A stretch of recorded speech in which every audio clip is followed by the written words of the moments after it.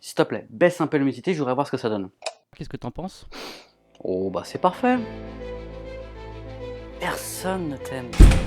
Et je vais parfaitement bien. Je déteste ces vidéos. Vous vous foutez de ma gueule? Un peu. Maman? Non, l'autre côté. T'es sûr c'est... C'est l'heure de la graille. T'en as vraiment rien. Oh, la chasse est ouverte. Oh, une vieille. C'est pas pour autant qu'on est potes. Un micro-pénis. Voilà, c'était le dernier épisode des Corona Review, même si on n'est pas forcément à l'abri d'une saison 2.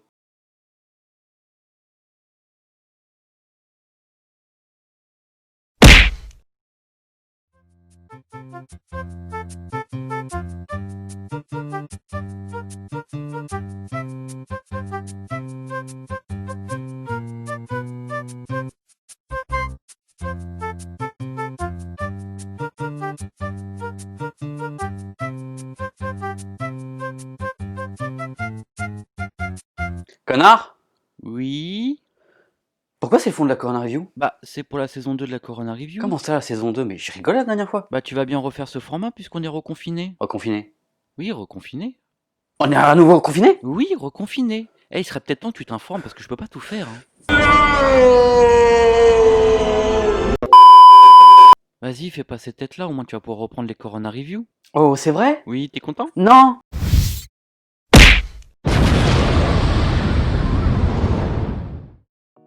Bonjour et bienvenue dans ce premier épisode de la saison 2 des Corona Review.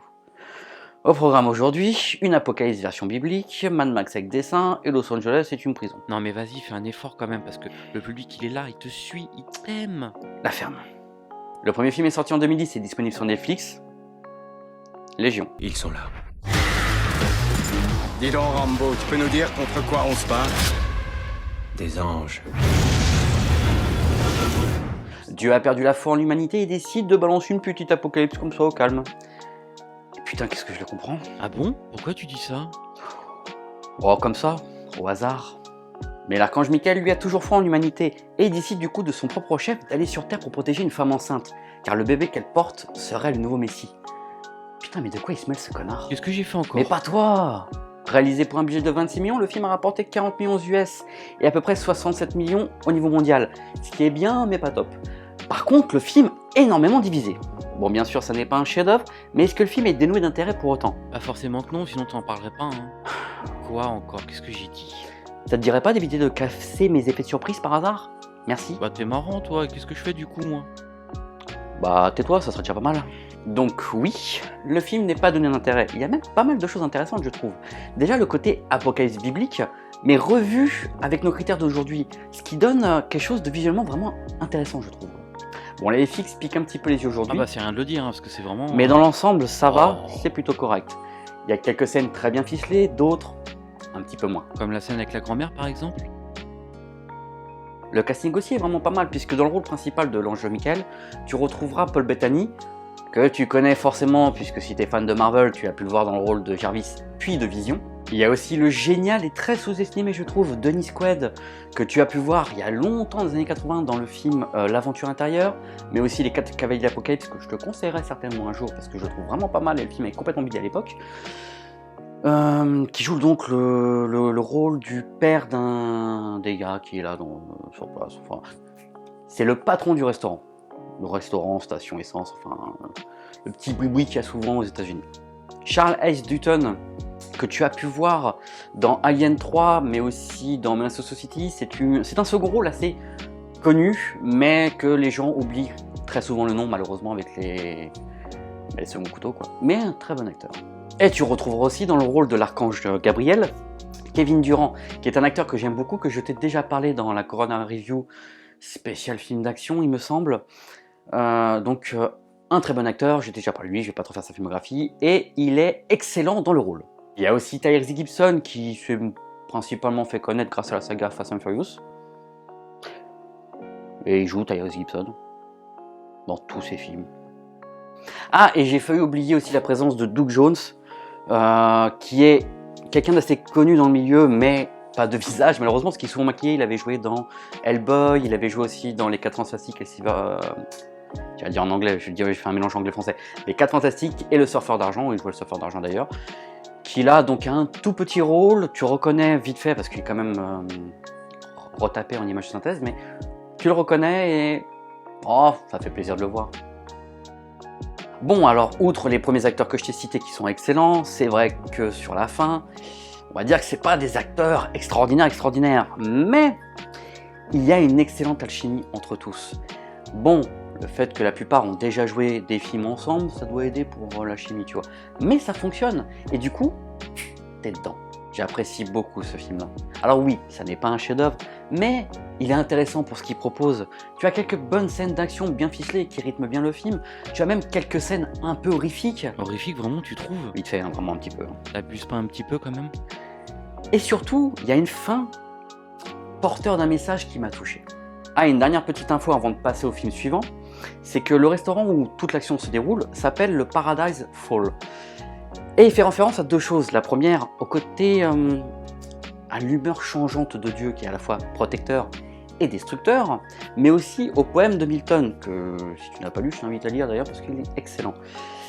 Et cette info-là, maintenant en la sachant et en connaissant aussi du coup le poème, Moi perso, je le connais pas le poème. Hein. ça m'étonne pas, eh ben ça prend sens quand tu auras vu le film. Bref, il est disponible sur Netflix et je t'invite à y jeter un petit coup d'œil. Le prochain film est sorti en 2008 et est disponible sur Prime Video. Doomsday. On va les choper, les cuire et les bouffer. Une production Rock Pictures. Comment ont-ils osé vous envoyer ici? Quand Lara Croft se retrouve dans l'univers de Mad Max. Alors vas-y, fais un effort. Ok, c'est bon. Donc, un virus tue 90% des habitants de l'Écosse. Pour empêcher la propagation du virus, la Grande-Bretagne, enfin le gouvernement britannique, décide de construire un mur tout autour de l'Écosse pour éviter que ça se propage. On rappelle quelque chose, ça. Mais quelques années plus tard, le virus se propage dans Londres. C'est bizarre ça, un mur n'arrête pas un virus. Étrange. Enfin bref. Du coup, le gouvernement britannique décide d'envoyer un groupe de commandos en Écosse afin de trouver un vaccin. C'est débile. Enfin bref. Un commando d'élite, puisqu'à sa tête il y a Sinclair.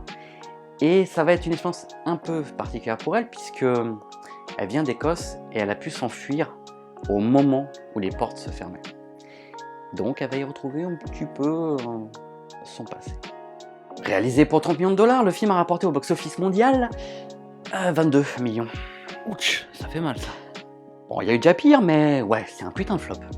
Pourtant, je trouve le film pas mal du tout. Il est limite excellent même. Bon, il n'est pas à l'auteur d'un Mad Max, il faut pas déconner, et puis ça se saurait sinon. Mais non, le film est bon, le film est très bon. L'action est plutôt bien ficelée. L'intrigue est intéressante, et le casting fait le taf, sans oublier les costumes et les décors. Alors oui, tu le sens que Mad Max est sorti avant et qu'ils en sont très inspirés. Mais ça fonctionne et ils sont très bons. Dans le rôle principal, tu retrouveras Rhona Mitra, l'ancienne égérie de Lara Croft. Bon, elle a aussi joué dans Beowulf, mais bon, passons. On la voit aussi à poil dans Hollow Man, tu te rappelles pas? Quoi? Non mais fais gaffe quand même.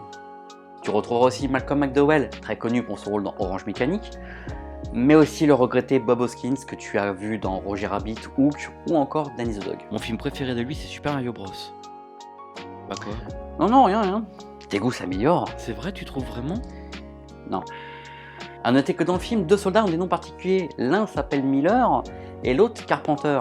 Et c'est un hommage à deux réalisateurs, donc John Carpenter, en clin d'œil à New York 97, parce qu'il y a quand même une grosse influence dans le film New York 97, avec cette histoire de l'Écosse qui devient une prison, on va dire, entre guillemets, et que tu envoies le meilleur agent dedans. Et Miller, pour George Miller, donc le réalisateur de Mad Max, puisqu'il y a une grosse référence Mad Max, et ça, tu le vois sur l'esthétique, pendant tout le film, ça saute aux yeux, tu peux pas le cacher. Anecdotique, mais sympa de leur part. Le film est disponible donc sur Prime Video, et je te recommande chaudement de lui laisser sa chance. Et enfin, le dernier film est sorti en 1996 et est réalisé par l'un des plus grands noms du cinéma, Los Angeles 2013.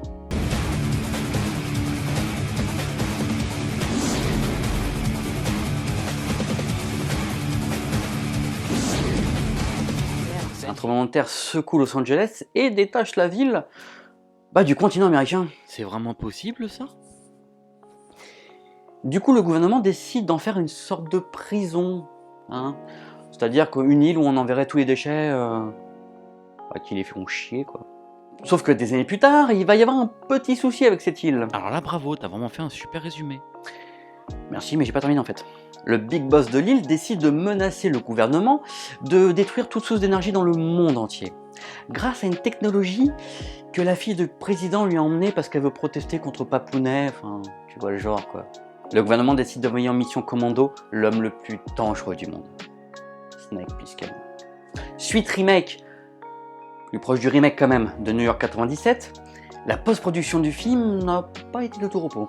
A savoir, c'est que cette suite n'est pas sortie du cul puisqu'elle a été envisagée dès 1985 et par John Carpenter, le réalisateur donc de New York 87 et de ce film-là, et de Kurt Russell aussi. Le problème qu'il y a, c'est que le premier script leur plaisait, mais alors absolument pas. Du coup, ça a été un petit peu mis de côté. Mais c'est en 92 que leur inspiration va venir, puisqu'il va y avoir et un tremblement de terre, et une émeute immensissime dans cette ville de Los Angeles. Et donc, ils vont trouver l'inspiration pour cette suite. Et oui, j'ai bien dit « il », parce que Kurt Russell participe à l'écriture du scénario. D'ailleurs, toute la scène de fin du film, ça vient de Kurt Russell. Ah, puis une dernière petite info qui pourrait t'intéresser, je pense, c'est le film Ghost of Mars, qui est sorti en 2001, je sais pas si tu connais, donc réalisé par John Carpenter, réalisateur de Los Angeles 2013 donc, devait à la base être le troisième volet des aventures de Snake Plissken. Et ouais. Alors ça s'est pas fait parce que le Los Angeles 2013 a complètement bidé. Du coup il a remanié le script et il a transformé le personnage de Snake Plissken en personnage féminin. C'est joué par Natasha Henstridge, je crois le nom, l'actrice qui joue dans La Mutante. Donc voilà, on a failli avoir un troisième volet des aventures de Snake Plissken, et en plus sur Mars. Putain. J'aurais vraiment aimé voir ça, moi. Ah moi aussi. Hein. Non mais je rigole parce que je suis pas très fan, Carpenter c'est un réalisateur de merde. Non, non. Ah, ça t'apprendra à dire de la connerie. Au casting, tu retrouveras bien entendu Kurt Russell qui reprend son rôle donc, de Snake Plissken après New York 97, mais que tu as aussi pu voir dans tellement de films, par exemple The Thing, toujours de Carpenter, Jack Burton, toujours de Carpenter, mais il n'a pas fait que des films de Carpenter, bien entendu. Il a joué aussi dans Tango et Cash, avec Stallone. C'est pas mal. Enfin bref, c'est pas le débat. Il y a aussi Steve Buscemi, que tu as pu voir dans énormément de films aussi, par exemple Armageddon ou encore Fargo. Un petit rôle de Peter Fonda, célèbre pour son rôle dans Easy Rider, mais aussi Pam Grier, l'ancienne star de la Blaxploitation. Désolé, je bafouille à chaque fois que je dis ce mot. Blaxploitation. Je crois que c'est la première fois que je l'ai bien dit d'ailleurs. Bref, que tu as pu voir dans Jackie Brown par exemple, qui est une excellente actrice. Mais aussi un petit caméo de Bruce Campbell, qui est un acteur dont je suis extrêmement fan. Alors, c'est un tout petit rôle puisque c'est un caméo qu'il fait, et en plus il est un peu grimé donc tu le reconnais pas trop. Mais ça fait plaisir de le savoir là, tu reconnais son jeu, ça fait plaisir. Pour t'aiguiller un peu, c'est l'acteur qui a joué dans Evil Dead. Le film est excellent.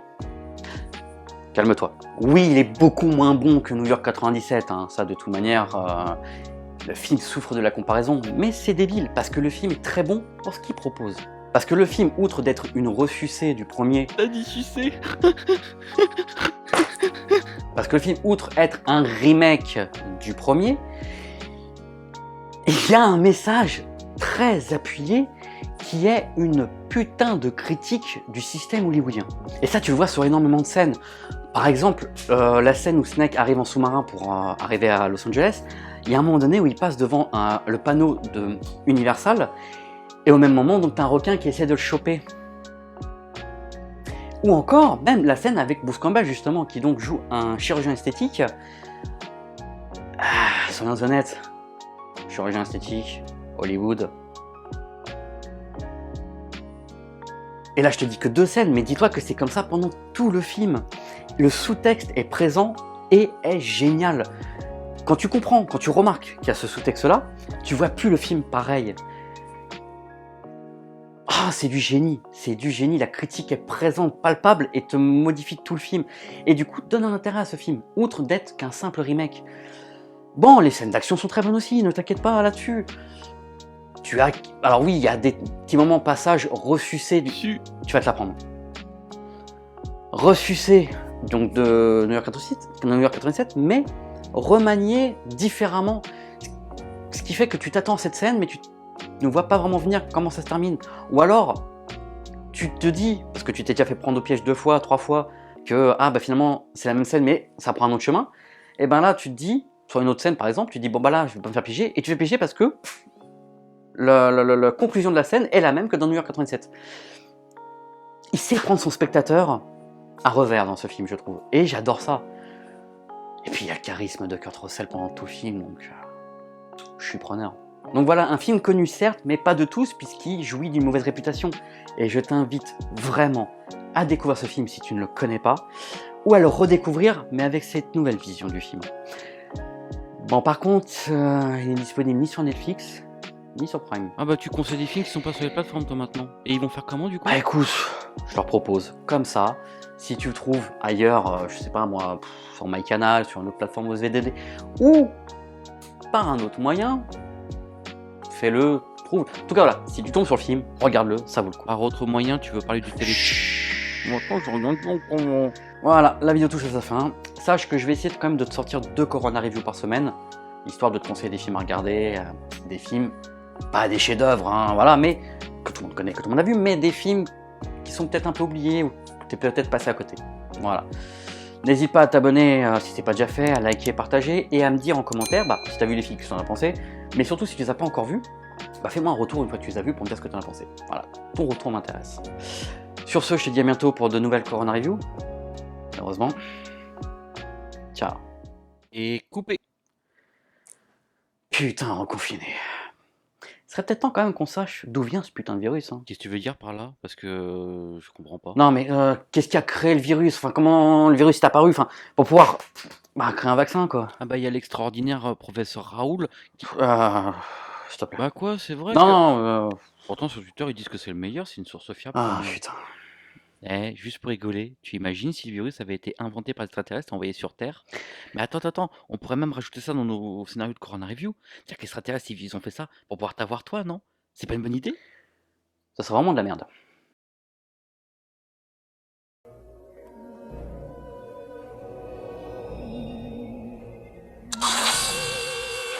Grand Maître suprême, excusez-moi de vous déranger. La seconde vague a été lancée selon vos ordres. Bien, tenez-moi informé de l'évolution. Oui, Grand Amiral suprême. Tu as peut-être échappé à la première vague, mais tu ne n'échapperas pas à la seconde. Tu paieras pour cet affront que nous a fait, voyageur. À vos souhaits.